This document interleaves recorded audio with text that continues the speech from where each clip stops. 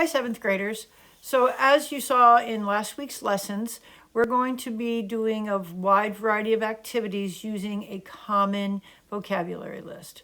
So for the 7th graders that are remote, Isabella and Caden, you folks are going to be using list 2. You're going to be using 7-2 list 1. And Bear, you're going to be using 7-1's list 1. If you want to do them both and you want to learn 26 words instead of 16, feel free. You're only responsible for one. So in this week's lesson, we're going to be looking at not only what words mean, but how we would use them correctly in context.